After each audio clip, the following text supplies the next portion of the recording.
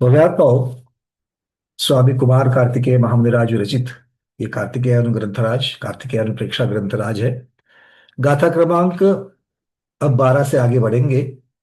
आचार्य भगवान यहाँ पर हमें शुभचंद्र स्वामी टीकाओं के द्वारा, संस्कृत टीका के द्वारा इसको समझा रहे हैं कि स्वामी कुमार कार्तिकेय महाराज को भी इसके अंदर क्या कहना है। लक्ष्मी के बारे में वर्णन चल रहा था कि लक्ष्मी कैसी है।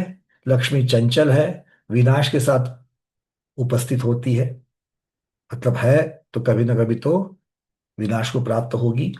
और वो पुण्यवंतों के पास रहती है। पदधारी तो पुण्यवान होते हैं, किंतु पदधारी के पद होने की वजह से लक्ष्मी उनके पास नहीं है। तो जब तक पदधारी के पास अपना पुण्य है तब तक लक्ष्मी उसके साथ रहेगी। आचार्य भगवान हमें ये कह रहे हैं। अब चलते हैं आगे। इसी लक्ष्मी के बारे में उसकी, अब लक्ष्मी अगर मिल गई, लक्ष्मी जिसके पास है, लक्ष्मी अगर मिल गई तो क्या करना है उसके साथ, है ना। आचार्य भगवान क्या कह रहे हैं, देखो, पढ़ करके बड़ा अचरज होता है। आचार्य भगवान कह रहे हैं, ता भुंज जऊ लच्छी दिज्जऊ दाने दया पहाणेण या जा जल तरंग चवला दो तीन दिनानि चेठेई। कह रहे हैं ये जो लक्ष्मी है, जा लक्ष्मी, जो लक्ष्मी, जल तरंग चवला, चवला का अर्थ होता है चंचल, पानी की लहर के समान चंचल है।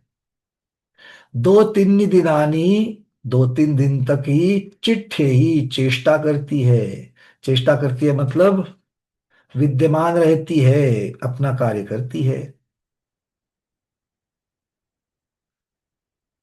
आगे कह रहे कि ता, मतलब ये लक्ष्मी कैसी है, जल तरंगों के समान चंचल है, जल्द ही नष्ट हो जाएगी। तो वो जब तक है तब तक ता भुंज जऊ, उसको भोग लो, उसको भोग लो। और आगे क्या कह रहे हैं, दया पहानेन दाने दिज्जऊ, दया पहानेन, दया प्रधान होकर के दाने दिज्जऊ, दान दीजिए। बात आचार्य भगवत कह रहे कि भाई लक्ष्मी चंचला है, जब तक है उसका उपभोग लीजिए, कह रहे हैं प्रभु जी। स्वामी कुमार कार्तिकेय महाराज बोल रहे उपभोग ले लो। और आगे कह रहे हैं दान भी दे दो। साधारणता ऐसी अपेक्षा रहती है आचार्यों से कि वो हमें दान का उपदेश करेंगे। तो यहां पर प्रश्न उठना साहजिक है, भाई भोगने में तो पाप होता है, भोगने में क्या होता है, पाप होता है। तो फिर भोगने का उपदेश क्यों दे रहे हैं आचार्य।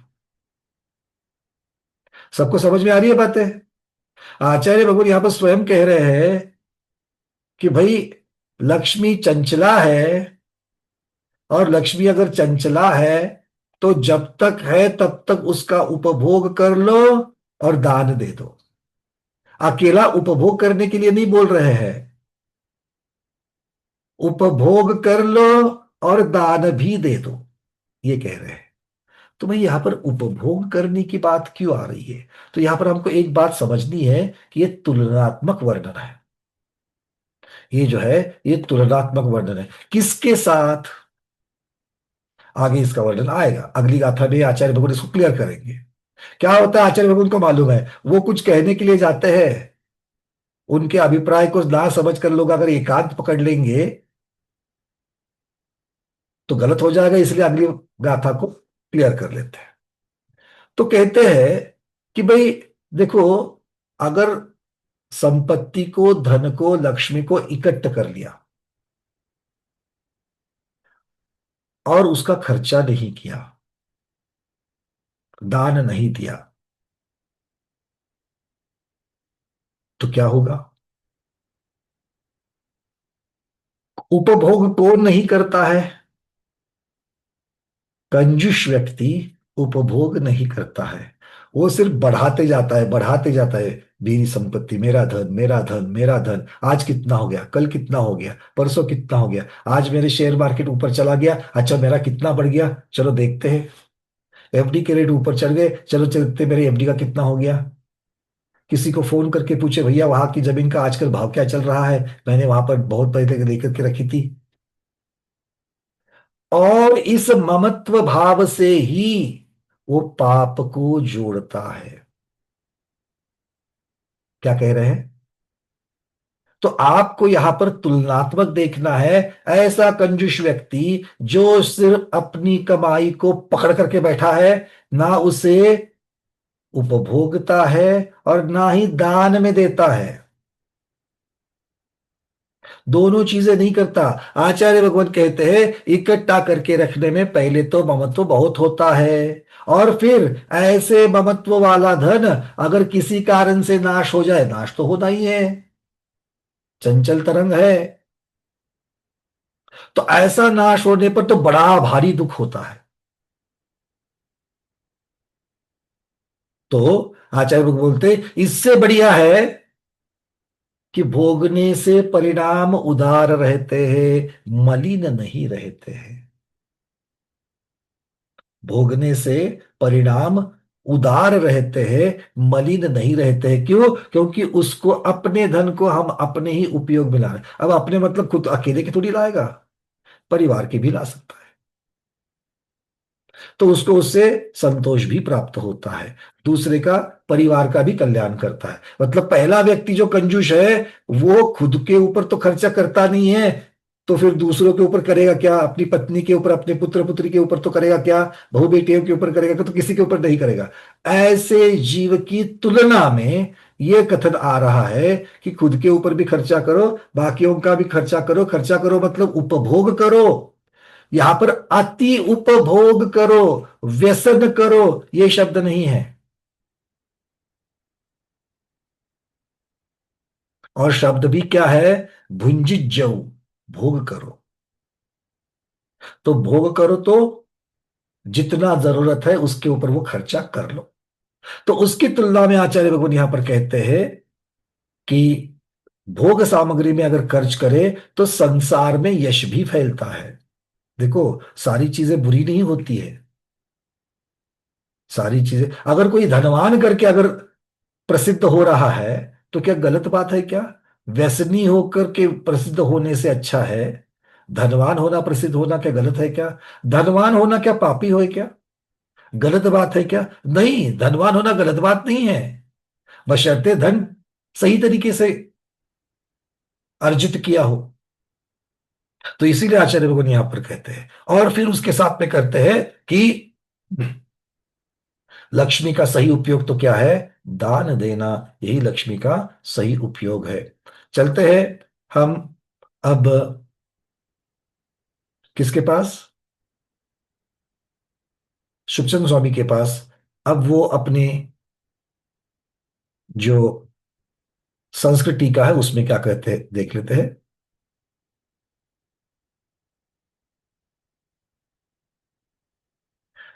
पहले तो गाथा की छाया, संस्कृत छाया होगी। तावत भुज्यताम लक्ष्मी, दीयताम दानम दया प्रधानेन, या जलतर या जलतरंग चपला, द्वात्री दिनानि तिष्ठति। क्या कह रहे हैं? तावत, ता तावत कालम, गाथा का शुरुआत ही ता शब्द है। ता तावत कालम, ता का अर्थ है तब तक। भुज्यताम, भोग विषयी क्रियताम, भुजता, भोग विषयी अर्थात भोग करना। कहा? किसका? लक्ष्मी, संपत, लक्ष्मी का, संपदा का। दानम, वितरणम, त्यागम, दीयता, वितीर्यताम। दान का अर्थ क्या कर रहे हैं यहां पर? देखिए, तो आचार्य भगवान यहां पर पहले तो उसको दान के बारे में जो यहां पर कह रहे हैं, तो वो कह रहे हैं कि दान किसे किया जा रहा है? वितरणम, त्यागम, स्वस्याति सर्गो दानम, स्व पर अनुग्रहात, ये सर्वार्थ सिद्धि तत्वात् सूत्र में कहा गया है। स्व और पर के अनुग्रह करने के लिए अपनी वस्तु का त्याग करना। वहां पर प्रकरण किसका चल रहा था? वहां पर प्रकरण किसका चल रहा है? मोक्ष का। मोक्ष शास्त्र है, मोक्ष का प्रकरण चल रहा है, सकल संयम आदि का प्रकरण चल रहा है। इसलिए उस प्रकार की परिभाषा है। किंतु उस लेवल को पहुंचने से पहले जीव को लक्ष्मी की चंचलता, और कम से कम खुद के ऊपर तो खर्चा कर ले, ताकि खर्चा करने की आदत लग जाएगी तो कहीं ना कहीं तो खुद के ऊपर खर्चा करते करते दूसरे के ऊपर अर्थात दान देना शुरू कर देगी। तो इस भावनाओं से ये स्टेप बाय स्टेप चीजें चल रही है, और उस प्रकार का संदेश, उस प्रकार का उपदेश हमें ग्रंथों में मिल रहा है। नहीं तो क्या होता? महावीर भगवान ने भी जो संदेश दिया, जो उपदेश दे दिया, सीधे सीधे श्रमणों का, श्रमण मार्ग का संदेश देते, उपदेश देते, तो उन्होंने गृहस्थ का भी दिया कि नहीं दिया? गृहस्थ का भी उपदेश दिया। पहले अनुव्रतों का उपदेश दिया, फिर 12 व्रतों का उपदेश दे दिया, और फिर सकल संयम का दिया। 12 व्रत लेने मात्र से, अनुव्रत लेने मात्र से उद्धार होने वाला है क्या? मोक्ष मिलने वाला है क्या? नहीं। किंतु क्रम से किस प्रकार से मोक्ष मार्ग पर बढ़ा जा सकता है उसका वर्णन है उसका। और यहां पर आचार्य भगवान जीव को मोक्ष मार्ग में लाने की प्रयास कर रहे हैं। क्योंकि जब तक वैराग्य नहीं होगा, और वैराग्य होते होते ऐसा नहीं कि वैराग्य जब होवे तब दीक्षा लेने इतना ही वैराग्य हो जाए, जरूरी नहीं है। शुरुआत में वैराग्य कैसे होगा? शुरुआत में वैराग्य कैसे होगा? तो चीजों को छोड़ने की इच्छा होनी शुरू हो जाएगी, भोग उपभोग को कम करने की इच्छा हो जाएगी। आ रही है बात समझ में? तो इसलिए आचार्य भगवान यहां पर कह रहे हैं, आगे कहते हैं, दानम वितरम त्यागम दीयता वितीर्यताम केन, कैसे? दया प्रधानेन, कृपा परत्वेन। दया प्रधान होकर के, करुणा होकर के हमें दान देना चाहिए। करुणा का अर्थ समझते हैं? दूसरों के ऊपर करुणा भाना, और दूसरों के, अब देखिए कौन से भाव कहाँ रखने चाहिए। दोनों को रोटी खिलाई जा रही है, दोनों को रोटी खिलाई जा रही है। जो दरवाजे पर साधारण याचक आया है उसको भी रोटी खिलाई जा रही है, और मुनि महाराज के कर में भी ग्रास रखा जा रहा है। दोनों के बारे में एक प्रकार के भाव होंगे। एक याचक बन करके आया है, दूसरा दाता बन करके आया है। हाँ, वो ठीक से सुनो, मैं बहुत सोच समझ करके बोल रहा हूं। जो दरवाजे पर भिक्षा मांगने के लिए आया है वो याचक है, याचना करने के लिए दीन भाव से आया है। और जो महामुनिराज, माता जी, साधु पिच्छिदारी जो आते हैं, वो किससे आ रहे हैं? वो धीर गंभीर वृत्ति से आ रहे हैं, याचना करने के लिए नहीं आ रहे हैं। आप देता हूं बोले तो भी वो नहीं लेंगे, जब तक उनकी विधि नवदा भक्ति नहीं मिलती तब तक वो आपके पास से नहीं लेंगे। तो ये धीर वीर गंभीर वृत्ति हो गई, और इसके साथ में वो आपको दान से पुण्य कमाने का अवसर दे रहे हैं, और आशीर्वाद देकर ही जाते हैं। आ गई बात समझ में? क्लियर हो रहा है? तो ये करुणा भाव जो है, इसलिए यहां पर जो बात यहां पर लिखी है, दया प्रधानेन कृपा परत्वेन। कृपालु होकर के, दयालु होकर के हमको करना है। द्वित्रिदिनानि अर्थात द्वित्रिदिवसान चेष्टते तिष्ठति। द्वित्रि 2 या 3 दिन चेष्टा करती है, अर्थात 2-3 दिन रहती है। तिष्ठति रहती है, विद्यमान रहती है। कथम भूता, किस प्रकार से? जल तरंग चपला, सलिल कल्लोलवत चंचला। जल के तरंग के समान चंचल होते हुए, अस्थिर होते हुए ये होती है। ठीक है। अब आगे इसी के बारे में आचार्य भगवान क्या कह रहे हैं देख लेते हैं, लक्ष्मी के बारे में। और यहां पर कह रहे हैं लक्ष्मी किस प्रकार से अनित्य होती है। जो पुनलक्ष्मी संचदी, नय भुञ्जति नेयदेधिपत्तेषु सो अप्पाणं वंचति मनुयत्तं निष्फलम तस्। क्या सुंदर कह रहे हैं देखो। पंडित जयचंद जी छाबड़ा जिसको पद्यानुवाद में कह रहे हैं, संचय करे जो लक्ष्मी, नई भोगता न दान दे, निज आत्मा को ठगता सदा, नर जन्म उसका व्यर्थ है।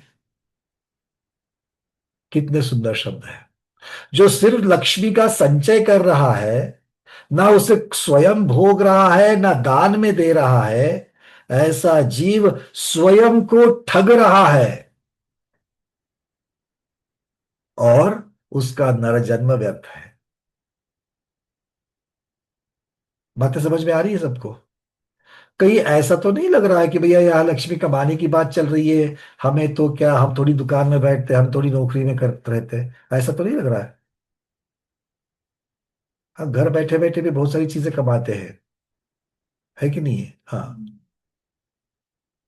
आचार्य गुरु यहाँ पर कह रहे हैं, जो पुनः लक्ष्मी संचदी, पुनः और जो लक्ष्मी संचदी, जो लक्ष्मी को इकट्ठा करता है, न यह भुंजदी, न तो भोगता है, पत्तेसु नहीं दे दी, और न पात्रों को, पत्तेसु अर्थात पात्र को, नहीं दे दी, पात्रों के निमित्त से न दान करता है। सो अपाणम वंचित, अपा मतलब आत्मा, तो आपा अपनी आत्मा की ही वंचना करता है, अपनी आत्मा को ही ठगता है। और तस् मनुयत्तम निफलम, कितनी सुंदर मूल गाथा के शब्द है ये। उसका मनुष्य जन्म व्यर्थ है, निष्फल है। दान हमारे आवश्यकों में बता दिया गृहस्थों के। कुनकुन स्वामी कहते, दानम पूजा मुखो। हमारे यहाँ पर जन्म होने के पश्चात, जन्म का सूतक निकालने पश्चात, उसके बाद भी दान की विधि है। मरण के पश्चात मरण का पातक दूर करने के लिए पूजन और दान, ये दो ही चीजें बताइए। 13 दिन के पश्चात क्या करते हो? पूजन करते हो, और उसके पश्चात दान देते हो, है ना? वो दान कैसे देते हैं? आहार दान, साधर्मियों को बुला करके भोजन कराते हैं। आजकल नई प्रथा चल चुकी है, घर वालों को ही बुलाएंगे। नजदीक ज्यादा हमको बढ़ाना नहीं है, हमको ज्यादा बढ़ाना नहीं है। अरे ज्यादा बढ़ाने से, अब सोचो यहां पर क्या लिख रहे हैं। अगर दान देने का मौका मिल रहा है, वो व्यक्ति तो चला गया, उसके निमित्त से दान हो रहा है और आपको पुण्य मिलने वाला है। अच्छे हृदय से, दयालु कृपालु होकर के दान दे दीजिए। ये मत कहो कि इतने ही लोगों को बुलाना है, हमने तो बढ़ाया नहीं। अरे आजकल तो वास्तु शांत जैसे प्रोग्राम हो, विवाह जैसे प्रोग्राम हो, पातक के पश्चात के भोज हो, बस हमने बस 4 लोगों को बुला दिया है, इससे ज्यादा हमको करना नहीं है। क्या और 10-15 लोग, 20-25 लोगों को बुलाओगे, 50 लोगों को बुलाओगे तो आपके पास का धन खत्म हो जाएगा? बोलो। कितने लोग पंच कल्याणक आदि में भोजन में अपनी सहकारिता देते हैं। देखो, प्रतिमा जी बनाने के लिए लोग आगे रहते हैं, कोई वसतिका बनाने में आगे रहते हैं, कोई अपना चौका लगा करके चौके में जाकर के आहार दान के लिए पैसे दे करके आते हैं। किंतु साधर्मियों को भोजन कराने में हमें महत्व लगता है क्या, नहीं लगता है? सोच करके देखना। कैसे सोचेंगे? अब तक जो हमने दान दिया है, उसमें साधर्मियों को भोजन खिलाने के लिए दान कितना दिया है? इसका थोड़ा सा बैठ करके कभी ना कभी तो थोड़ा सा विचार करो, चिंतन करो। और अगर उत्तर ये आता है कि पर्याप्त नहीं दिया है, तो इसके आगे इस प्रकार का दान भी देने की कोशिश करो। उत्तम पात्र तो है ही, हम लोग सिर्फ उत्तम के लिए रुके रहेंगे। उत्तम पात्र को देने के लिए लाखों नहीं लगते। उत्तम पात्र को देने के लिए हजारों नहीं लगते हैं। उत्तम पात्र को देने के लिए बहुत सैकड़ों में हो जाता है काम। हम क्या कहते हैं, अगर मैं उत्तम मध्यम जघन्य पात्र बताया है, तो हम उत्तम मध्यम की ही वेट करते हैं, उसके लिए हम प्रतीक्षा करते हैं। आया ना? चिंतन शुरू हुआ कि नहीं हुआ? पर जघन्य को साधर्मियों को देने के लिए किसी को न्योते पर बुलाते हैं, साधर्मियों को तो कैसे बुलाते हैं? दो को ही बुलाओ, चार को ही बुलाओ, इतना कौन करेगा? समझ में आ रही है बातें? क्लियर हो रहा है? और अब उत्तम मध्यम के साथ में उत्तम में भी देखिए हम कैसा फर्क करते हैं। अरे 3 दिन से चौका लगा रहे रे, आचार्य ऋषि का पड़गान ही नहीं हो रहा है। 2 दिन क्षुल्लक जी आ गए। आपके वाणी में ये जब आप ये कह रहे हो, तो आपको दान देने का उल्लास है, या आचार्य श्री नहीं आए इस बात का दुख है?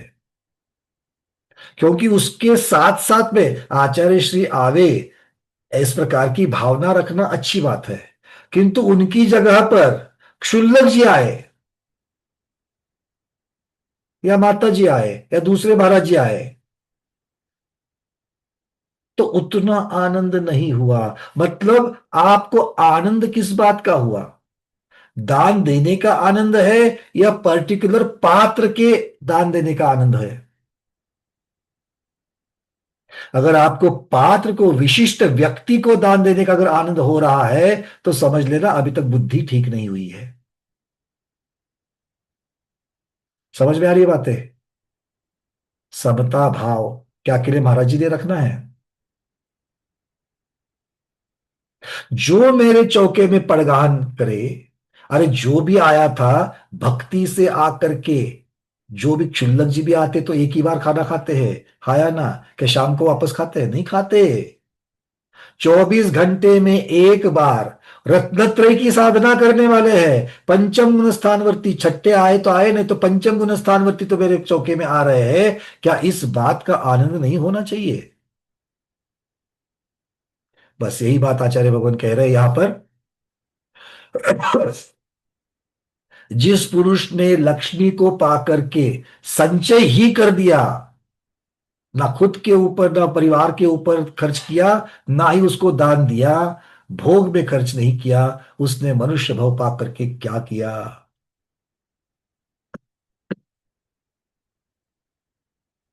आचार्य भगवान यहां पर कह रहे हैं कि लक्ष्मी की 3 ही पर्याय होती है। लक्ष्मी की 3 ही पर्याय होती है। या तो लक्ष्मी उपभोग में आती है, भोग उपभोग में आती है, या तो लक्ष्मी दान देने के काम में आती है, नहीं तो लक्ष्मी का विनाश होता है। तो सोचो, हमारे बच्चे के लिए, हमने बच्चों के लिए, बच्चे के बच्चे के लिए, उसके बच्चे के लिए, कितने पीढ़ियों तक पता बनाते रहोगे? और उसको कमाने, कमाते कमाते कमाते कमाते हम अपनी आत्मा को भूल रहे हैं, ये समझ में ही नहीं आता है। बहुत बार उदाहरण दे दिया सेठ जी का। सेठ जी के 3 बेटे थे, तीनों दुकान संभालते थे, है ना? और क्या हो गया फिर एक दिन? सेठ जी मृत्युशैया पर थे। बस अब जाए क्या, 2 मिनट के बाद जाए क्या, आधे घंटे में जाए? तो तीनों बेटे दुकान छोड़ करके आकर के आजू बाजू बैठ गए। नमोकार महामंत्र चल रहे हैं, व्याकुल बैठे हैं। अब ये हमारे सेठ जी जो थे, वो उम्र के तकाजे के साथ में मृत्युशैया पर थे, कोई ज्यादा व्याधि वगैरह नहीं थी। आंखें बंद किए थे। थोड़ी देर के बाद में आंखें खोली। बड़ा बेटा मुख से निकला, मेरा ज्येष्ठ पुत्र। इमीडिएट बड़ा बेटा जो था वो चरणों के पास बैठा था। उसने बिठाया, पिताजी मैं यहीं पर हूं। अच्छा। आंखें बंद कर दी। 5-10 मिनट और चले गए। फिर छोटे बेटे की याद आ गई। अरे मेरा छोटा लाडला तो बाजू में बैठा था, तो उसको भी देखा। अच्छा। और 5-10 मिनट चले गए। अरे मेरा मंझला बेटा नहीं दिख रहा है, मेरा मंझला बेटा। अब वो सिरहाने बैठा था इसलिए शायद नहीं दिख रहा था। तो उसने भी कंधे को हाथ लगा करके बोला, पिताजी मैं यहीं पर हूं, चिंता नहीं करना। बस उसका ये कहना था। वो मृत्युशैया पर पड़े हुए सेठ जी ताड़ करके उठ करके बैठ गए। अरे कम बख्तो, तीनों यहां पर हो तो दुकान में कौन बैठा है? क्या कहा? जाने की उम्र हो गई, जाने की घड़ी आ गई, नमोकार महामंत्र सुनाए जा रहे हैं। और चिंता किसकी लग रही है? तीनों बेटे यहां पर है तो दुकान में कौन है? ऐसे जीव का क्या होगा? जो लक्ष्मी देखो, और भी थोड़ा बहुत ये आजकल लोग समझ रहे हैं, किंतु आचार्य भगवत ने जब ये गाथाएं लिखी है, अलग अलग प्रकार की जो उन्होंने दृष्टांत दिए हैं, दृष्टांत को देख करके बहुत बार हमको उस समय की, आचार्य भगवान के समय की किस प्रकार की वस्तु स्थिति होगी, सिचुएशन किस प्रकार की होगी, ये हमको उसका आकलन हो जाता है। अलग अलग प्रकार के जब ग्रंथ पढ़ते हैं और दृष्टांतों को जब देखते हैं तो समाज किस प्रकार का होगा, इसका भी हमें पता चलता है। देखो ऐसा अगर नहीं होता तो अष्टमूल गुण की चर्चा जब चलती है तो अलग अलग ग्रंथों में अलग अलग प्रकार का वर्णन नहीं होता। पहले तीन मकारों का त्याग और पंचदो उदुम्बर फलों का त्याग इतना ही बताया गया। आगे चल करके किसी ग्रंथ में रात्रि भोजन त्याग भी आ गया। अर्थ क्या हो गया? समाज में रात्रि भोजन का चलन बड़ा होगा, इसलिए उसके बारे में भी वहां पर आ गई। तो देखो समझ में आना चाहिए, यहां पर लक्ष्मी के बारे में आचार्य भगवान ये जो लिख रहे हैं, आज भले हमें उसके ऊपर ताज्जुब हो जाए, पर ऐसा भी समाज होगा, ऐसी भी समय होगे, और आज भी इसका हमें बिल्कुल दर्शन होता है कि लोग इस प्रकार से होते हैं कि जो पैसे कमाते कमाते कमाते अपना आत्मकल्याण भूल जाते हैं, और उनको ये सोचना है, सबको ये सोचना है कि हम बच्चों के बारे में कितनी देर तक सोचेंगे, बच्चों को तो बड़ा कर दिया, अब बच्चों के बारे में भी हम सोचेंगे। अरे जब तक तुम हो, तुम्हें पूछ करके तो, अब मान लो अगर आपके बच्चे कुछ मांग रहे, पोते कुछ मांग रहे हैं, और आप उनको बोल रहे नहीं नहीं ये खर्चा करने की जरूरत नहीं है। अरे आज तुम हो इसीलिए पूछ करके कर रहे हैं। जब कल तुम नहीं रहोगे तो पैसा किसके हाथ में जाने वाला है? किसके हाथ में? उन्हीं के हाथ में जाने वाला है, वो अपने मन से तो खर्च करने वाले ही है। तो क्यों आज आप उनको रोक टोक रहे? भाई व्यसनों की बात नहीं कर रहे हम, भोग उपभोग करने की बात कर रहा हूं। अगर लक्ष्मी है, लक्ष्मी नहीं है तो ये सारी बातें ही नहीं होगी। अगर पर्याप्त लक्ष्मी है तो क्यों ना इसके बारे में सोचा जाए, क्योंकि हम ये सोचते ही नहीं है, हमें ऐसा हमेशा इनडायरेक्टली यहां पर प्रोग्रामिंग चालू है हमारा, कि ये बोलते तो बुक से है कि अरे किसके साथ क्या जाना है। अलेक्जेंडर का उदाहरण देते हैं कि जब वो मृत्युशैया पर उसको जब लेके जा रहे थे, तो उसने ऐसा बताया था कि मेरे दोनों हाथों को मेरे कफन से बाहर निकालना, ताकि लोगों को पता चले कि इतना जीतने वाला सम्राट अलेक्जेंडर भी अपने साथ कुछ लेकर के नहीं गया। है ना? ये सबको पता है। अब जितने भी हा हा हा बोल रहे हैं, एक बार परीक्षण तो करो, इस बात को जानते तो है, सचमुच में मानते हैं क्या? अगर मानते हैं तो फिर 24 घंटे में से कितना समय धर्म में दे रहे हैं, और कितना समय अभी भी पैसा कमाने में लगा है? बोलो। आचार्य भगवंतों ने चरणान योग में जो श्रावक के व्रत प्रतिमाओं को बताया है, अगर हम देखेंगे उसको, तो हम पहली प्रतिमा को लेने के बारे में ही वहां पर शुरुआत, सबसे पहले खाने पीने की चिंता। यहां जाएंगे तो क्या होगा, वहां जाएंगे तो क्या होगा, आगे कैसे होगा, जब मेरे हाथ पांव नहीं चलेगा तो मेरी बहू खिलाएगी नहीं खिलाएगी, मेरे व्रत में दोष लग जाएगा, आज ही नहीं ले रहा है। पचासों कारण आगे लेकर के व्रत ही नहीं ले रहे। पिंड शुद्धि, पिंड शुद्धि के साथ में अहिंसानुव्रत जो शुरू होता है, और उसको दृढ़ करने के लिए बाकी के जो, उसको दृढ़ करने के लिए बाकी की जो अनुव्रत है, उनको लेकर के सामायिक, तीसरे में पहले सामायिक आ गई। क्यों 12 व्रतों में सामायिक नहीं थी? अब आपको चिंतन करने के लिए और एक जरिया दे दिया, दो की जगह पर तीन। रसना को जीतने के लिए चौथी प्रतिमा आती है, जो हमें प्रोषद करने के लिए और उपवास करने के लिए बताती है। सचित्त त्याग और मर्यादा, रात्रि भोजन अनुमोदना आदि का और मर्यादा। हमने देखा बहुत सारे लोग 5 पर रुक जाते हैं, क्यों? मेहमान आए तो रात में खिलाना पड़ेगा, मेहमान आए तो रात में खिलाना पड़ेगा। अब आजकल बच्चे हमारे साथ नहीं रहते हैं, बच्चे दूर चले गए, तो अकेले पति पत्नी है, या फिर हो सकता है कि वो माता अकेली रहती हो, और वो खुद तो नहीं खाती है, बट आने के बाद क्या करेगी। पर हम ये नहीं सोचते हैं कि अगर मैं अपने व्रतों पर कट्टर हूं, तो लोग भी उसका सम्मान करते हुए आते हैं। और कभी कभार करना पड़ा, हर रोज तो कोई आता नहीं है आपके पास, कभी कभार करना पड़ा, अतिचार लग गया, तो प्रायश्चित लेकर के शुद्ध हो सकते हैं। बट वो कभी कभार के एक आध दिन के लिए पूरे 365 दिन में खराब कर रहा हूं। ब्रह्मचर्य वृत्तिमा स्पर्शदेंद्रिय को जीतने के लिए है, पंचेंद्रिय विषय को जीतने के लिए है। आगे बढ़ते जाओ, धीरे धीरे अनुमोदना त्याग आ जाएगा, आरंभ आरंभ त्याग आएगा, अनुमोदना त्याग आएगा। मतलब ये क्या है? यही तो सब चीजें हैं। अनित्यता का वो देखते हुए, अकेलेपन, अशरण किसको, दुनिया में किसी की शरण नहीं है, इन चीजों को देखते देखते देखते आपको मोक्ष मार्ग पर धीरे धीरे बढ़ाया है। पर हम पाव ही नहीं रखना चाहते। हम मोक्ष तो पाना चाहते हैं, किंतु पाव नहीं रखना चाहते। बात थोड़ी सी, चेहरे आपके बता रहे हैं भैया ये थोड़ा सा बोर हो रहा है। कोई बात नहीं, मैं मानता हूं, मैं जानता हूं, पर चिंतन उसके बिना होता ही नहीं है। चिंतन उसके बिना होता ही नहीं है। मैं यहां पर कर्म सिद्धांत अगर पढ़ाने चाहूंगा, तो आप लोग उछल उछल करके, आंखें फाड़ फाड़ करके दिखना चालू करोगे और सुनना चालू करोगे। फाली, कांडक, कृष्टि, है ना, इंटरेस्टिंग टॉपिक्स है।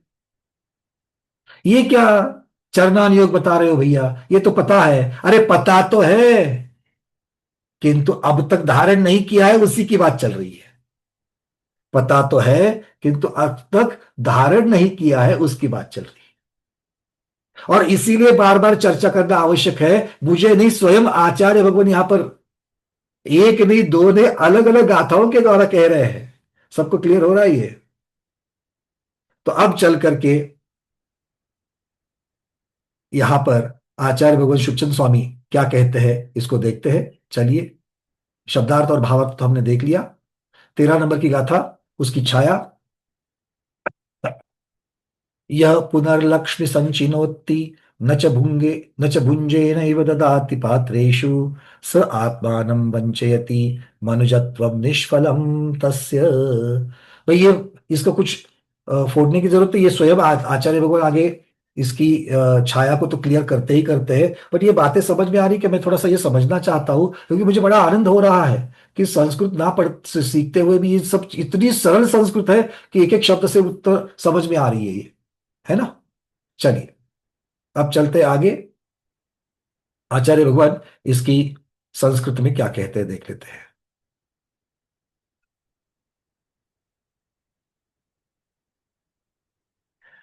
पुनः अतच विशेषे य पुमान संचिनोति संचयन करोति काम लक्ष्मी, न च भुंजे न च भोग विषयी करोति। अब ये जहां तक की चीजें तो क्लियर हुए। पात्रेषु, अब पात्र कौन है? जगन्य मध्यमोत्तम पात्रेषु, 3 प्रकार के पात्र सब लोगों को पता है। फिर नैवं ददाति न प्रयच्छन्ति, इनको दान नहीं दिया। सपुमान आत्मानम स्वजीवम वंचयति प्रतारयति। बहुत महत्वपूर्ण बात है ये। ऐसा क्यों कहा कि ये आत्मवंचना है, आत्मा को ठगना है, स्वयं को ठगना है? इस बात पर विचार हो रहा है? क्या लगता है आपको? दान नहीं देना, ये स्वयं को ठगना, और आगे नरभव निष्फल होना, ऐसा क्यों कह दिया? चलो भाई ठीक है, अगर मैं दान नहीं दूंगा तो मुझे पुण्य नहीं बंधेगा। दान नहीं दूंगा तो पुण्य नहीं बंधेगा, दूसरी तरह से मैं उसको पुण्य बंधाऊंगा, दूसरे तरीके से मैं पुण्य का बंध कर लूंगा। तो दान की क्या महती कह रही है? इतना नरजन्म सफल निष्फल हो गया, इतना बोल रहे हैं। हाँ, आपके हाथ ऊपर आ रहे हैं, अच्छी बात है, क्योंकि आपका चिंतन अच्छी तरीके से चल रहा है। आचार्य भगवान कह रहे हैं कि तू नर जन्म मनुष्य भव तुझे मिला है, और मनुष्य भव में जो मोक्ष मार्ग के ऊपर आगे बढ़ सकते हैं, उतना दूसरे भवों में बढ़ सकते हैं क्या? मतलब मनुष्य भव की संधि, अपॉर्चुनिटी जब आपको मिलती है, क्या उसे गंवाना चाहिए? क्या ये मौका गंवाना चाहिए? नहीं। मतलब ये तुझे मौका मिला है, और तू मोक्ष मार्ग पर आगे बढ़ सकता था, और उसमें दान के जैसा गृहस्थ के लिए पुण्य नहीं, पूजा और दान के जैसा गृहस्थ के लिए पुण्य नहीं है। तो ये जो दान है, और वो दान कौन दे सकता है? धनी दे सकता है कि निर्धन दे सकता है? बोलो। वैसे देखा जाए तो निर्धन भी दे सकता है, किंतु उसको बड़ी मुश्किल होती है, और धनी को आसानता है, सहजता है, सरलता है। तो तेरे पास सब कुछ है, तेरे पास सब कुछ है, तो भी तू नहीं देना चाहता है। अर्थात तेरा जो कर्तव्य है, तेरी आत्म कल्याण करने का जो मौका है, वो तू दान ना दे करके गवा रहा है, इसीलिए तू स्वयं को ठग रहा है। अब एक बात बताओ, आप कहीं जा रहे हो, आपको सामने, आपको सामने स्पीड ब्रेकर दिख रहा है ना? अगर मैं खड्डा दिख रहा है बोलूंगा तो आप बोलोगे भैया आजकल इतने बड़े खड्डे नहीं होते। कोई बात नहीं, स्पीड ब्रेकर तो दिख रहा है, आप गाड़ी लेकर के जा रहे हो। अब स्पीड ब्रेकर देखेगा तो आप क्या करोगे? वो रहता है ना, हॉस्पिटल और स्कूल के बाजू में ऐसे मल्टीपल्स वाले रहते हैं, चार पांच छह एक साथ रहते हैं, जहां पर स्लो होना ही पड़ता है, वो दिखाई दे रहा है। आप क्या करोगे? अगर आपकी बुद्धि जगह पर है और खुद को बचाना चाहते हैं, तो आप स्लो डाउन कर लोगे, आपके वाहन को धीरे करोगे। और अगर नहीं करोगे तो ढग ढग ढग ढग ढग ढग ढग उसके ऊपर कमर जाएगी, आपके शरीर की हानि। तो अगर आपके शरीर की हानि करके आपने अपने आप को स्वयं को बचाया, या ठगा, या तकलीफ दिया? आ रही बात समझ में? तो जो नहीं करना चाहिए वही किया, तो अब स्वयं को ही जब तकलीफ देते हैं, तब अब खुद को ठग रहे हैं, ऐसा कह रहे हैं। और आचार्य को सिर्फ तकलीफ देने से ठगना क्यों कह रहे हैं? क्योंकि ये निर्बुद्धता होगी, इसलिए ठगना कह रहे हैं। ये मूर्खता होगी, ऐसी संधि, ऐसा मौका गंवाने से बहुत बड़ी मूर्खता हो जाएगी। इसलिए आचार्य भगवान यहां पर कहे कि निष्फल आपका नर जन्म हो जाएगा। नर जन्म का अर्थ यहां पर पुरुष नहीं लेना है, नर जन्म अर्थात मनुष्य भव, ये स्त्री को भी लागू है और ये पुरुष को भी लागू है। ठीक है, क्लियर है? चलिए बहुत बढ़िया। अब आगे क्या कह रहे हैं देखते हैं। गाथा क्रमांक 14।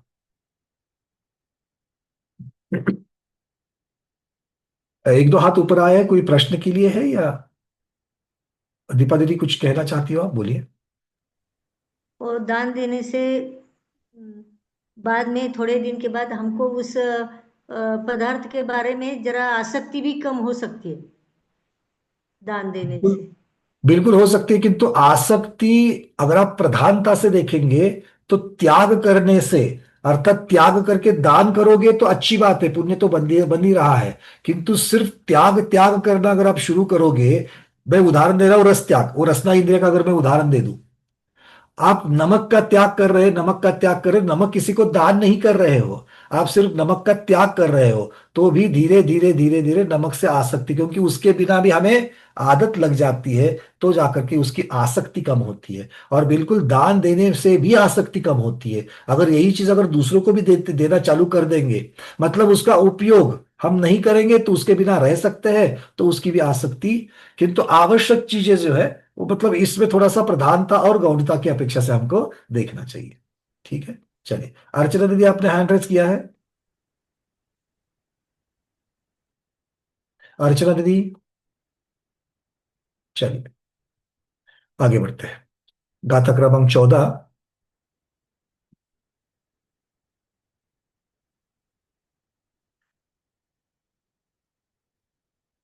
अब आचार्य भगवान ऐसे ऐसे जीवों को दिखाते हैं, जो मैंने कहा ना कि उस जमाने की एक छवि हमें दिखती है, कि उस जमाने में कैसे कैसे लोग होते होंगे। आजकल ये चीजें थोड़ा कम दिखाई देती, बट ऐसा नहीं कि बिल्कुल नहीं देती है। अभी भी ऐसा करने वाले लोग हैं। कैसा करने वाले हैं? जो संचि उन लच्छिम धरणियले संठ वेदि अई दूरे, सो पुरिसो तम लच्छिम पाहान समाणीय कुनई, पाहान समाणियम कुई कुनई। क्या कह रहे हैं देखो? संचय करे जो लक्ष्मी को भूमि तल में गाड़ता, वह पुरुष लक्ष्मी को करे पाषाणवत यह जानना। कितना सुंदर कहा देखो पंडित जी ने। तो ये, अगर पुराने जमाने में हम लोगों ने भी सुना है कि भाई क्या करते थे, धन को गाड़ देते थे। अब धन को गाड़ दिया, परिवार वालों को भी नहीं बताया, और परिवार वालों को बता दिया तो भी वहां तक पहुंच नहीं पाए, और वो बरसों तक वैसे गढ़ा का गढ़ा रह गया। तो वो जा करके वो भी मिट्टी बन जाता है। ये प्रक्रिया है, ये जियोलॉजिकल प्रक्रिया है, ये भौतिकी प्रक्रिया है ये। तो आचार्य भगवान दोनों अर्थ से, द्रव्य और भाव दोनों से कह रहे हैं कि साक्षात वो पाषाण बन जाता है। और दूसरा पाषाण किसे कहते हैं? कठोर, जो दूसरे के लिए करुणा नहीं रखता है, उसे भी पाषाण हृदय कहा गया है। तो वो भी अर्थ यहां पर हम लोग कर सकते हैं। आचार्य भगवान कह रहे हैं, जो लक्ष्मी संजीवन, लक्ष्मी अर्थात लक्ष्मी, जो लक्ष्मी को संजीवन संचय करता है, और क्या करता है? आई दूरे धरणी अले संठवेदी, धरणी में उसको गाड़ देता है, बहुत नीचे। आई दूरे मतलब बहुत नीचे, ऊपर ऊपर नहीं। देखो शब्द आचार्य भगवान ने शब्द आई दूरे लगा दिया, बहुत नीचे ऐसे जमीन में गाड़ता है। सो पुरुषम, वह पुरुष, तम लच्छी, उस लक्ष्मी को, पाहाण, पाषाण, समानियम, समान गुण ही करता है।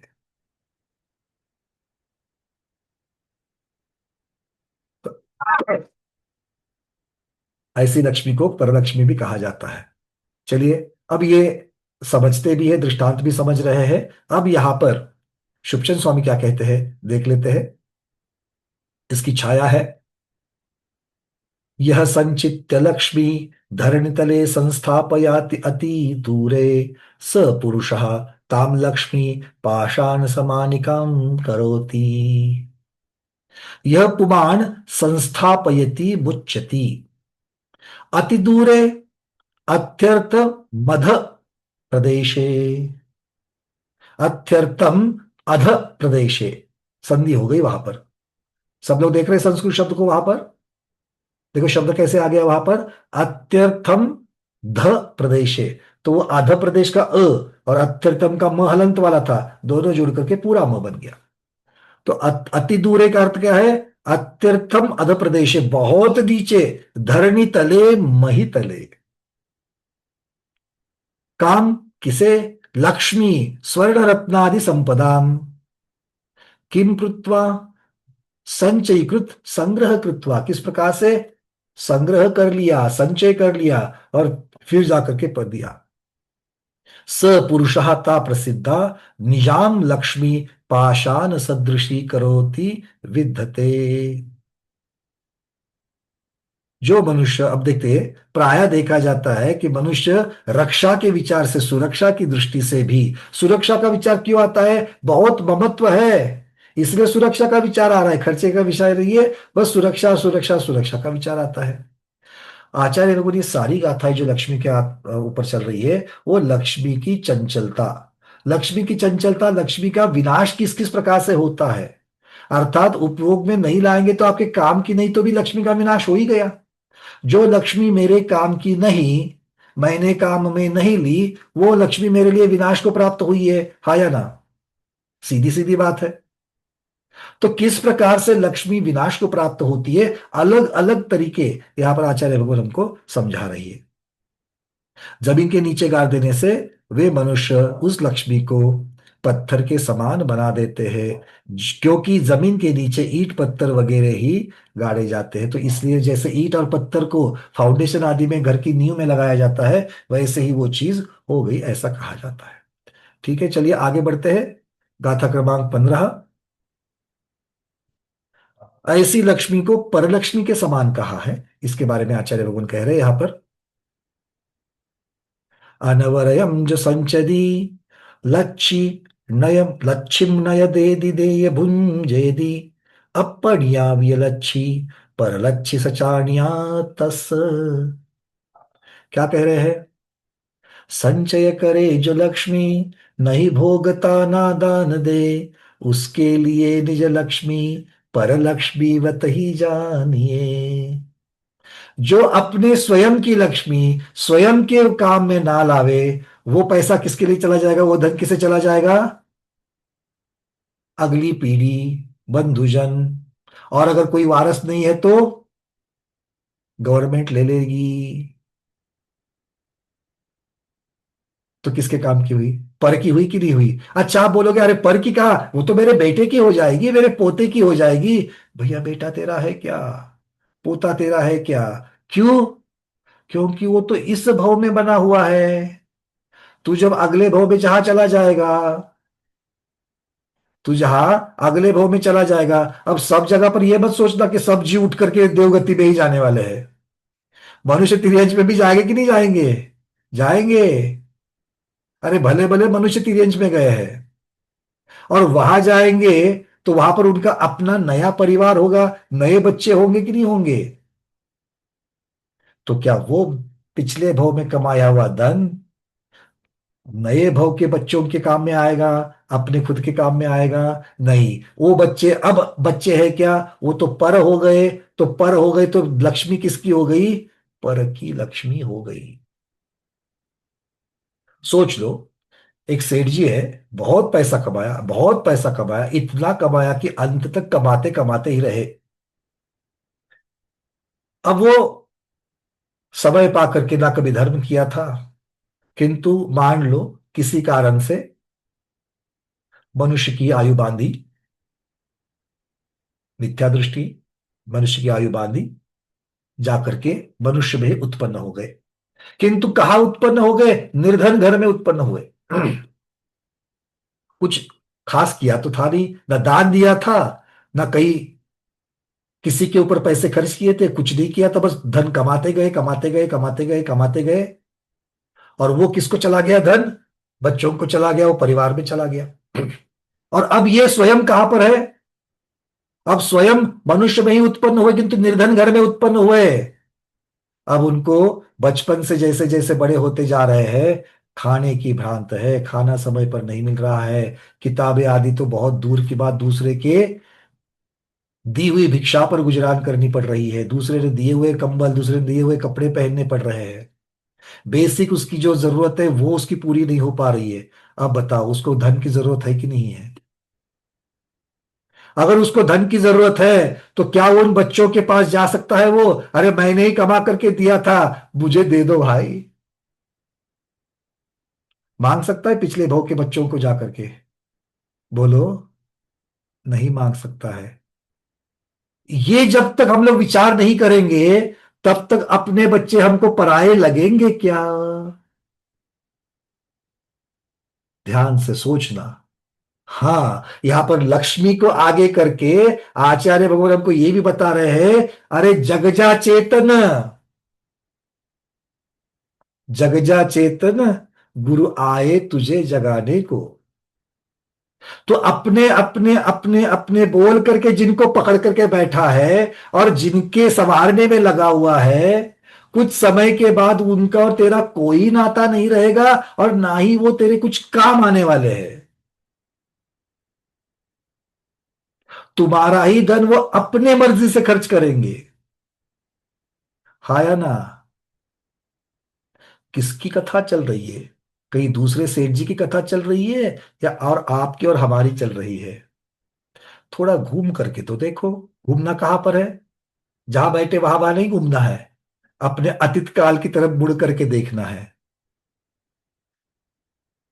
माता बहने, आप लोगों को भी सोचना है। भले आपने जाकर के दुकान की गद्दी पर नहीं बैठे थे, और जाकर के बहुत सारी हमारी माता बहनें तो जाकर के नौकरी आदि जॉब करके या फिर दुकान जला करके भी आपने पैसे तो खूब कमाए। ठीक है ना? उससे ज्यादा बात चल रही है आचार्य भगवान अपने बच्चों को कहाँ तक अपना मानना या पराया मानना इसकी चल रही है। तो देखो तो सही, आप अभी किस चीज में लगे हुए हो? पूरा जीवन आपने बच्चों को सजने संवारने और उनको बड़ा करने में लगा दिया, हाँ या ना? सोचो। अब बच्चे तो बड़े हो गए। जैसा आपने अपने बच्चों को बड़ा करना ये कर्तव्य माना, क्या अपने बच्चों का उनके बच्चों को बड़ा करना कर्तव्य है या नहीं? है या नहीं? अगर है, तो फिर आपने क्यों जिम्मेदारी लेकर के रखी है? नहीं ली जिम्मेदारी? जरा चिंतन तो करो। जरा चिंतन तो करो। वो स्कूल में टाइम पर जाता है क्या? वो स्टडी करता है क्या? अरे कितना खेलता है, आकर के जरा स्टडी में तो बैठ जा। कभी कभी तो बच्चे आपको बताते, अरे मम्मी चुप बैठ जा, हम देख रहे हैं। पूरी जिंदगी चूल्हा चौका संभाला कि नहीं संभाला? आज क्या बनना है, कितनी क्वांटिटी में बनना है, कौन आएगा, मेहमान तो क्या बनना चाहिए, ये सब कुछ किया। अब भी करना चाहते हो? अगर मरते तक यही करना है और ऊपर से मोक्ष भी चाहिए, मिलेगा क्या? नहीं मिलेगा। और जब तक हम आचार्य को इतना सुंदर यहां पर उदाहरण देते हैं कि हमें सिर्फ लक्ष्मी नहीं दिखती है, अपने बच्चे भी अपने से पराये हैं, उनके प्रति जो हमारी आसक्ति है, उस आसक्ति को हमको दूर करना है। मैं ये नहीं कहता कि उनसे बातचीत करना बंद करो, अरे सौहार्द बना रहे, किंतु अब तो रिटायरमेंट ले लो।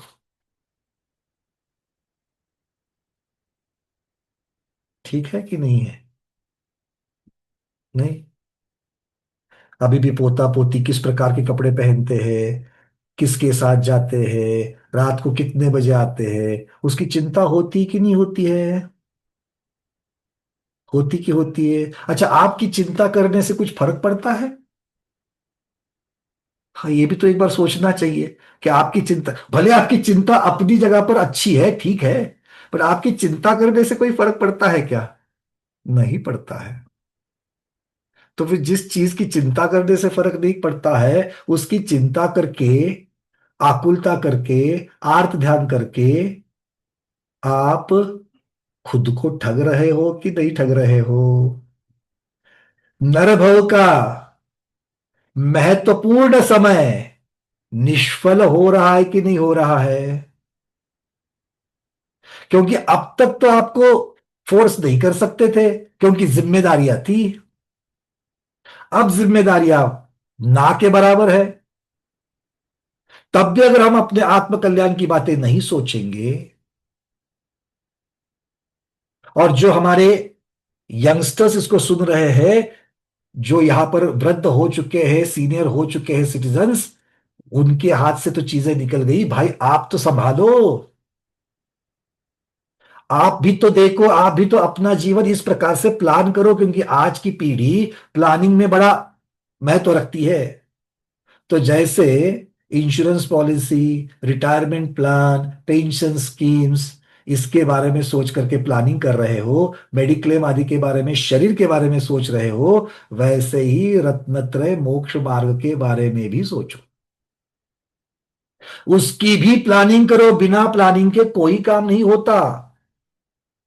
अभी तक तो मैंने जो आपदाएं आती है उनकी चर्चा ही नहीं करी। अकस्मात आपदाएं जो आती है उसकी चर्चा ही नहीं करी। उससे तो और भी अनित्यता हमें समझ में आ जाएगी, अध्रुवता समझ में आएगी। क्लियर हो रहा है? तो आचार्य भगवान यहां पर कह रहे हैं,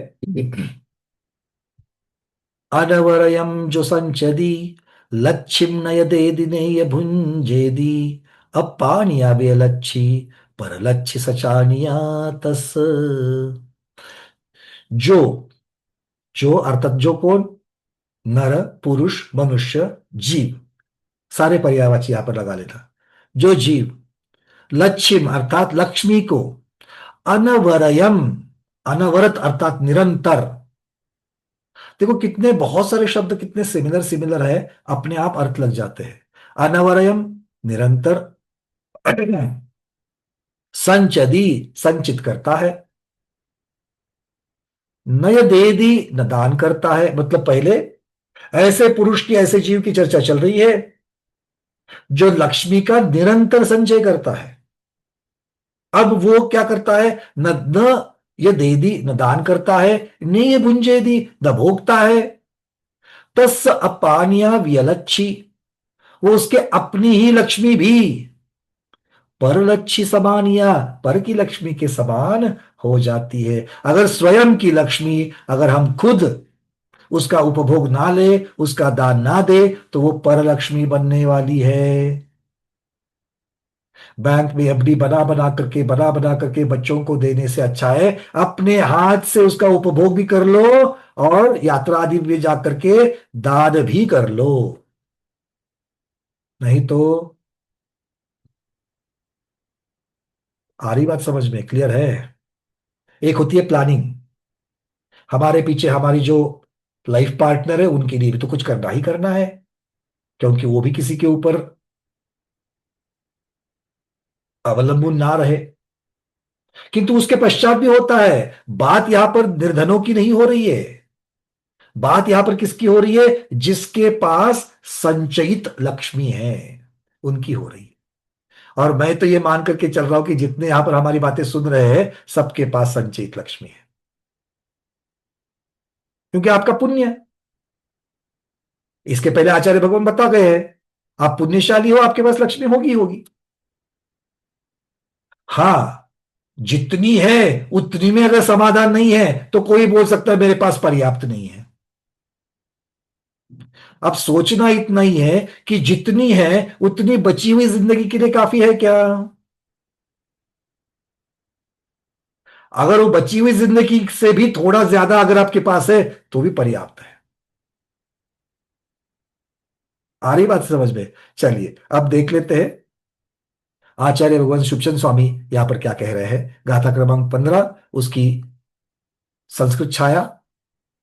अनवरतम यह संचिनोति लक्ष्मी, न च ददाति नैव भुंजे, आत्मीयापि च लक्ष्मी परलक्ष्मी समानिका तस्य। यह पुमान अनवरतम निरंतरम सच्चिनोति संग्रहम कुरुते। जो जीव अनवरत अर्थात निरंतर संचय करता है, संग्रह करता है, किसका काम? किसका?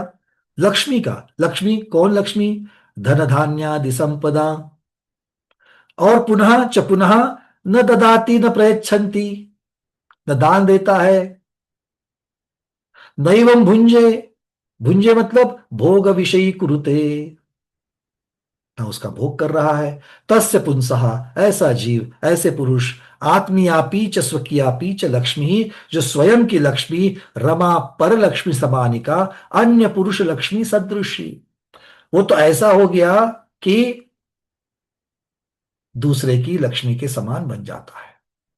देखो कितनी सुंदर कहावत है। अगर सपूत है, अगर पूत सपुत है तो कालक्ष्मी, अगर पूत सपुत है तो कालक्ष्मी, और पूत कपुत है तो भी कालक्ष्मी। अगर पुत्र सुपुत्र है तो लक्ष्मी की आवश्यकता है क्या? वो भी अपने पांव पर खड़ा होकर के अपना पुरुषार्थ खुद करेगा, तो धन की उसे भी जरूरत नहीं है।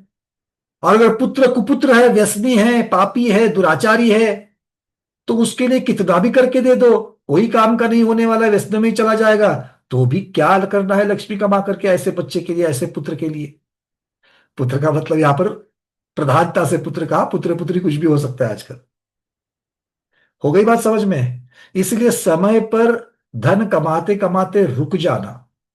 अगर आपका पुण्य इतना प्रबल है कि रिटायरमेंट लेने से पहले अगर आपके पास ऐसी परिस्थिति बनती कि अब जाकर के संचय करने की जरूरत नहीं, धन कमाने की जरूरत नहीं, जितना कमाया उतना पर्याप्त है, जल्द से जल्द वीआरएस ले लो, वॉलंटरी रिटायरमेंट ले लो। किससे? धन कमाने से। अभी तक एफडी, म्यूचुअल फंड, इन्वेस्टमेंट्स इसको बंद नहीं किया है, नया कमाने की बंद कर लो, और समय किस में डाल दो? आत्म कल्याण में समय डालो। क्लियर है? समझ में आ रही है बात है?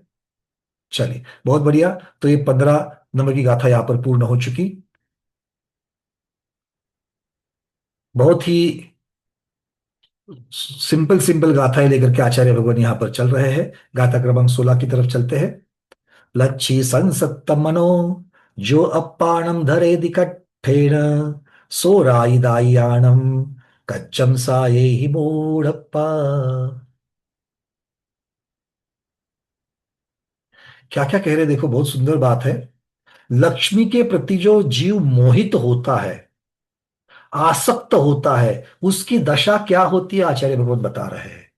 भाई अब तक आप लोगों ने जितना सुना, उसके ऊपर विश्वास हो रहा है कि नहीं हो रहा है? क्योंकि अब तक तो ऐसी सारी बातें मुनि महाराज गुरु उपदेश में बताते थे। अब आप साक्षात उसे आगम में लिखा हुआ पा रहे हो। आप ग्रंथ के मूल प्राकृत गाथाओं को पढ़ रहे कि नहीं पढ़ रहे हो? आप संस्कृत शिक्षण स्वामी की संस्कृत को पढ़ रहे कि नहीं पढ़ रहे हो? तो ये साक्षात आगम है कि नहीं है? तो साक्षात जिदवानी आगम में ये इस प्रकार की बातें कही है कि नहीं कही है? बहुत बार क्या होता है ना कि हम गुरुओं के उपदेश को सामान्यता से लेते हैं, ज्यादा गंभीरता से नहीं लेते। पर अब तो आगम कह रहा है, अब भी अगर हम इसको गंभीरता से नहीं लेंगे, आचरण में नहीं लाएंगे, तो नरभव सफल होने की जगह पर निष्फल हो जाएगा। चलिए आगे बढ़ते हैं। आचार्य भगवान क्या कह रहे हैं, देखिए यहां पर। लच्छी संसतम मनो, जो जो पुरुष, जो जीव, लच्छी संसत्त मनो, त को तो संसत्त बनो, लक्ष्मी में आसक्त मन अर्थात आसक्त चित्त होकर क्या करता है? अपानम कट्ठेन धरिणी, अपनी आत्मा को कष्ट सहित रखता है। सो मूढ़प्पा, वो मूढ़ात्मा मूर्ख है। राय दाइयानम, राजा तथा कुटुंबियों का कज्जम साहे ही कार्य सिद्ध करता है। क्या कह रहे हैं देखो, समझने में थोड़ा सा गड़बड़ हो रही है लास्ट में। यहां तक की बातें तो समझ में आ गई शब्दार्थ से। क्या है? जो पुरुष लक्ष्मी में आसक्त होकर के अपनी आत्मा को कष्ट सहित रखता है, मतलब किसकी चर्चा चल रही है? कंजूस की चल रही है। धन तो कमा रहा है, निरंतर कमा रहा है, किंतु खुद भी ना ठीक से भोजन कर रहा है, ना ठीक से कपड़े पहन रहा है, ना भोग कर रहा है, ना दान दे रहा है, कुछ नहीं, खुद को कष्ट के साथ रख रहा है। वो जीव क्या कर रहा है? वो मूढ़ात्मा है, वो मूर्ख है। क्यों? वो किसका काम कर रहा है? धन कमाने से किसके लिए काम कर रहा है? आचार्य कहते हैं वो परिजनों के लिए काम कर रहा है, कुटुंबियों के लिए काम कर रहा है, नहीं तो राजा के लिए। राजा अर्थात यहाँ पर गवर्नमेंट के लिए काम कर रहा है। क्यों? क्योंकि खुद की संपत्ति खुद अगर उपभोग नहीं लेगा तो किसे चली जाएगी? परिजन को चली जाएगी, नहीं तो गवर्नमेंट ले लेगी। मतलब किसके लिए धन कमाने का काम किसके लिए कर रहा है? खुद को तो कोई उपयोग होने वाला नहीं है, तो किसके लिए कर रहा है? और के लिए काम कर रहा है। समझ में आ रही है बात? किस प्रकार से यहां पर दृष्टांत देकर के समझा रहे हैं। तो आचार्य भगवान अब ये कहने के पश्चात मतलब लक्ष्मी में आसक्त चित्त होकर उसको पैदा करने के लिए, उसको निरंतर कमाने के लिए तथा उसकी रक्षा करने के लिए अनेक कष्ट सहन करता है। जाग जाग करके, कभी भोजन मिला नहीं मिला तो भी दुकान नहीं छोड़ता। इस प्रकार से धन कमाता है। मुझे जल्द से जल्द और भी ऊपर की प्रमोशन मिल जाए, तो बॉस को जो है लांगुल चालन करते हुए उसके साथ और भी काम करते करते करते करते करते ना कुटुंबों को समय दे पा रहा है, ना किसी को समय दे रहा है। ऐसा करके धन कमा रहा है, और धन कमा करके खर्च नहीं कर रहा है, दान नहीं कर रहा है, तो ऐसा धन कहाँ जाने वाला है? आगे की पीढ़ी को, नहीं तो गवर्नमेंट को, अगर वो नहीं है तो। मतलब तुम धन किसके लिए कमा रहे हो? दूसरे के लिए कमा रहे हो। ये इसका आशय है। गाथा क्रमांक 16। गाथा क्रमांक 16 की अब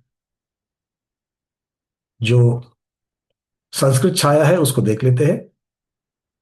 लक्ष्मी संसक्त बनाए, यह आत्मान धरति कष्टेन, स राजा राजदायादिनाम कार्यम साधयति मूढ़ात्मा। लक्ष्मी संसक्त बना, जो लक्ष्मी को आसक्ति के साथ में प्राप्त करता है। आत्मानम धरति कष्टेन, किंतु स्वयं बहुत कष्ट को प्राप्त होता है। वो जीव राजद आयादिनाम, राजा इत्यादि के लिए कार्य करने वाला मूर्ख है, मूढ़ात्मा है।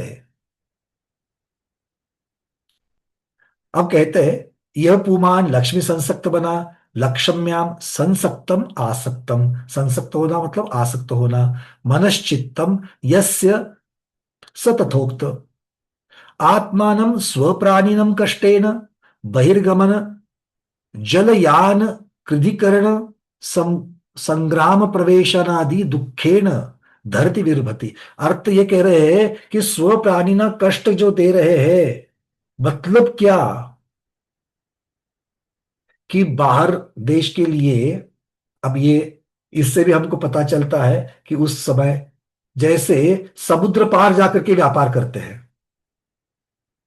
समुद्र धन कमाने के लिए समुद्र पार जाकर के व्यापार करते, तब हवाई जहाज तो थे नहीं, तो समुद्री जहाज ही होते थे। अब उस समय भी आज की जैसे अद्ययावत क्रूज शिप नहीं होते थे, तो क्या करते थे? शिप के जहाजों के ऊपर 6 6 महीना प्रवास करेंगे, तब जहाज के ऊपर किस प्रकार का भोजन प्राप्त होगा, किस प्रकार से रात्रि विश्राम होता होगा, सुविधाएं नहीं मिलती होगी। इस प्रकार के कष्टों को सहना, फिर परम पुरुष में, परम मुल्क में जाकर के, ऐसी जगह पर जाकर के अपना समय निकाल करके रात रात भर की उसकी चिंता करते हुए कि ग्राहक मिलेगा कि नहीं मिलेगा, देंगे तो जो धन प्राप्त होगा वो सही प्राप्त होगा कि नहीं होगा, मतलब जितना चाहिए उतना या कम में बेचना पड़ेगा। अब जो मिला हुआ धन है या उसकी उसके बदले में दूसरी चीजें लिए, उसकी सुरक्षा कैसे करेंगे? जब तक वो कमा करके फिर घर तक नहीं पहुंचता है तो कितने कष्ट कर रहा है। बहिर्गमन जलयान कृषिकरण संग्राम, मतलब बहुत बार उसे तो ऐसे कष्ट भी आते होंगे कि झगड़ा करना पड़ता होगा, संग्राम करना होगा, जलयान आदि में बैठ करके जाना होगा। अब यहां पर अगर हमें इस प्रकार के दुख बताए गए हैं, आज के परिप्रेक्ष्य में देख लेना। आज के परिप्रेक्ष्य में अपना जन्म गांव छोड़ करके तो शहरों में जाना, ये तो बहुत स्वाभाविक हो गया आजकल, है ना? धन कमाते हैं, शहरों में जाकर के धन कमाते हैं, और धन कमाने के पास में खर्चा करने के लिए कहा जाते हैं शहरों से दूर, रिसोर्ट में, खेड़े में। वहां जाकर के वो बैलगाड़ी में बैठेंगे, घोड़ा गाड़ी में बैठेंगे, उसके लिए पैसे देंगे, है कि नहीं है? जंगल में जाकर के रहना चाहेंगे आराम से, मतलब शहर की छोड़, पैसा कमाने शहर में गए और उसको छोड़ करके फिर उसको भोगना चाहते हैं। अब जो यहां से दूसरे देशों में गए हैं उनकी तो कथा ही अलग है। वहां जाकर के जिस प्रकार से खुद को एस्टेब्लिश करना, खुद को जिस प्रकार से पैसे कमाना, वहां पर घर गृहस्थी बिठाना और उसको बनाते रहना पूरी जिंदगी, कैसे कितना कष्ट है इस चीजों में। किसकी तुलना में जो अपने ही घर में अपने ही परिवार के साथ रह करके अगर धन कमा रहा है। देखो किस प्रकार से, मतलब जो धन कमाने के लिए इतनी तकलीफ ली, धन कमाने के लिए इतनी तकलीफ ली, अगर तकलीफ लेकर के भी अगर वो जो धन कमाया है उसके आगे ना वो खुद के ऊपर अगर खर्चा नहीं कर रहे हैं, अगर दान पुण्य आदि नहीं कर रहे हैं, तो किसके लिए काम कर रहे थे? आ गई बात समझ में? इतना गहन अर्थ इन सब चीजों में छिपा हुआ है। आचार्य भगवान आगे कहते हैं, स मूढ़ात्मा अज्ञानी जीव साधयति निष्पादयति किम कार्य कर्तव्यम केशाम, किसका? राजदायादिनाम राज्ञाम भूपतिनाम गोत्रीणाम च। शब्द लगा रहे गोत्रीणाम च। गोत्रीणाम मतलब बंधुजन, परिवारजन। और परिवार में तो बहुत बार अगर कोई आगे सक्सेसर नहीं है तो नजदीक के रिश्तेदार, वो भी आकर के उसके ऊपर अपना हक जता सकते हैं। जब आप बचेंगे ही नहीं तो उसके बाद में आकर उसके ऊपर कौन हक जता रहा है किसको पता। तो इस प्रकार से अलग अलग प्रकार के दृष्टांतों से लक्ष्मी का विनाश कैसे होता है, लक्ष्मी अपने खुद के लिए कारगर कैसे नहीं होती है, अगर लक्ष्मी कमाते भी आप दूसरों के लिए किस प्रकार से उसका काम कर रहे हो। इस प्रकार के अलग अलग दृष्टांतों के द्वारा, अलग अलग गाथाओं के द्वारा आचार्य भगवान हमें उस लक्ष्मी की अनित्यता दिखा रहे हैं। बात समझ में आ रही है? इन सब से एक ही धागा निकलता है, इन सब से एक ही उपदेश निकलता है कि जितनी पर्याप्त हो उतनी ही लक्ष्मी कमाओ, आपके पुण्य से वो जरूर मिल जाएगी। और उसके पश्चात उसका सदुपयोग करना स्वयं के लिए और दूसरों के लिए भी। दूसरों के लिए, परिजन आदि के लिए, और स्वयं के लिए मतलब पुण्य कमाकर वो स्वयं के लिए होता है। ठीक है, तो इस प्रकार से आचार्य भगवान ने सारी चीजें यहाँ पर रखी है। आज हम लोग गाथा क्रमांक 16 तक रुक जाते हैं। यहाँ से आगे फिर और कुछ वर्णन चलेगा, लक्ष्मी से संबंधित ही चलेगा या फिर और अनित्य भावना तो अभी भी चलेगी आगे। क्योंकि जो लक्ष्मी के दास है, लक्ष्मी के दास की चर्चा इसके आगे कुछ गाथाओं में आएगी, दो तीन गाथाओं में आएगी। तो उसको हम अगली क्लास में देखते हैं। आज इतना ही रखते हैं। आज के स्वाध्याय को गुरुओं के श्री चरणों में बारंबार नमोस्तु वंदामि इच्छाकार करते हुए यहीं पर समापन करते हैं। जैनम जयतु शासनम, जैनम जयतु शासनम, जैनम जयतु शासनम।